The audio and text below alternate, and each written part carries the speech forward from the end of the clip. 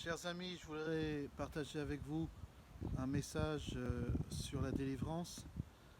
Comme vous le savez, nos sages nous disent de la manière à laquelle nous avons vécu la sortie d'Égypte, de même que Dieu nous a montré autant de miracles et de merveilles durant cette fameuse sortie d'Égypte, alors, de la même manière, Hachem nous montrera et nous révélera autant de miracles et autant de lumière durant notre prochaine rédemption.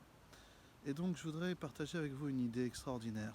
Il faut savoir que lorsque le peuple d'Israël a été également éprouvé, Amram, qui était le chef de la génération, puisqu'il a vu comment Pharaon avait demandé aux sages-femmes de jeter l'ensemble des enfants mâles dans le Nil. Et donc Amram, qui était le Gadol, le chef de la génération, a décidé de se séparer de sa femme, puisqu'il s'est dit qu'il n'y avait pas de raison valable et utile d'amener au monde des enfants dans ces conditions.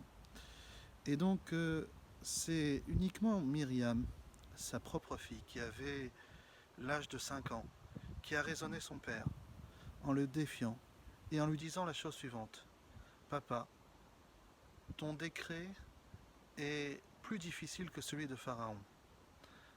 Pharaon a décidé de supprimer les mâles, mais toi tu as décidé d'enlever totalement la continuité du peuple d'Israël.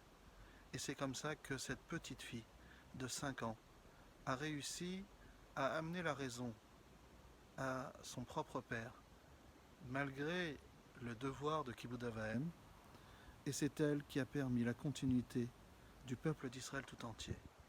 Et donc nous voyons à combien le rôle des filles et des femmes dans la Emouna, même les grands d'Israël qui ont douté, malheureusement, nous voyons à combien le rôle des femmes juives sont justement de renforcer la Emouna, même dans ces moments d'obscurité, même dans ces moments de voile, malgré tout. Akadosh Baruch Hu nous donne les forces, et c'est justement dans ces moments difficiles où nous avons le devoir de faire appel à le niveau le plus élevé de notre Neshama, qui est donc la Emouna. Et par ceci, nous allons avoir le mérite que très prochainement, Bezrat Hashem, nous verrons la lumière qui jaillira derrière cette obscurité avec le dévoilement du Mashiach Tzidkenu, Bimera B'Yameinu. Amen.